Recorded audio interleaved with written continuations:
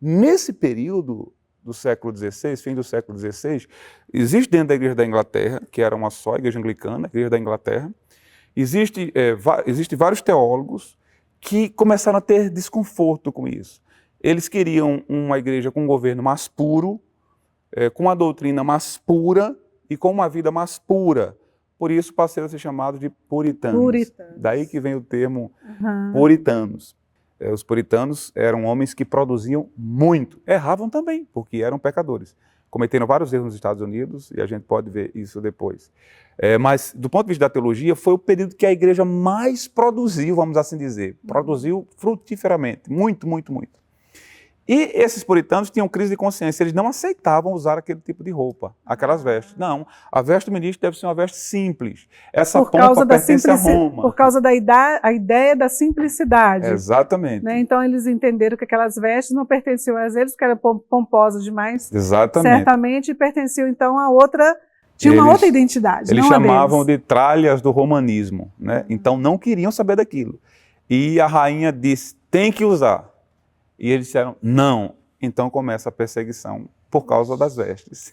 Olha isso. Sinal da cruz, que eles tinham dificuldades, receber a comunhão ajoelhado, eles tinham medo que isso fosse uma espécie de adoração aos elementos do sacramento. Eles não aceitavam essas superstições que eles chamavam de superstições que estavam na igreja de Roma. Por causa disso, começou a endurecer a perseguição e muitos... A igreja começou a ter, do meio desses grupos puritanos, alguns que tinham convicção de governo de igreja mais presbiterianos. Né? Eles, como John Knox, quando foge da perseguição de Maria, a sanguinária, vai para Genebra. Em Genebra, Calvino está lá. Calvino ensina o sistema de governo presbiteriano. Então ele diz, rapaz, é assim que a igreja tem que ser. Quando volta, quer implantar esse sistema. Por isso que a Escócia até hoje é presbiteriana. Mas aí na Inglaterra, grupos começaram a surgir entre os puritanos, conformistas, não conformistas e separatistas. O que é isso? Os conformistas, os puritanos conformistas, eram aqueles que diziam, é a igreja de Cristo, com todas as dificuldades, a gente vai ficar aqui, a gente se conforma com essa realidade. A gente se ajeita do jeito que está. Exatamente. Então ficaram lá. Os puritanos não conformistas eram os que diziam, veja bem, reconhecemos que é a igreja de Cristo, mas nós não conseguimos nos conformar a isso. Eram não conformistas. E havia os puritanos separatistas, que diziam, essa igreja é do diabo e a gente não quer conversa com ela não. Chega, vamos separar e tem que separar. Dentro desses puritanos não conformistas, de dentro deles saem presbiterianos e saem congregacionais. Nessa época, os batistas saem, mas desse grupo de puritanos separatistas. Não queriam conversa, inclusive tinha que rebatizar todo mundo. Então ali, peraí, porque esse é muito interessante.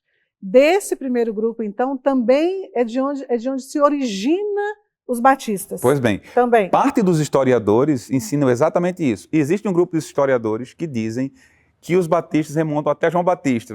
Não tem muita, evidência científica disso do ponto de vista histórico. É mais provável que os batistas surjam exatamente nesse contexto da reforma. Os anabatistas, não é, que era uma tradição que tinha dificuldade em aceitar mais, era mais radical, vamos assim dizer, nesse sentido. Não aceitava de forma nenhuma essa aliança da igreja com o Estado, não aceitava de forma nenhuma essa ligação e queria, de fato, romper com aquilo e rompeu em vários sentidos, inclusive o batismo, tinha que batizar todo mundo de novo, daí que surge um movimento anabatista, já estava na época de Lutero, os anabatistas já estavam ali. Enfim, mas na Inglaterra, o surgimento desses batistas se dá por meio desses puritanos separatistas. Dos puritanos separatistas. Da Inglaterra. Pronto.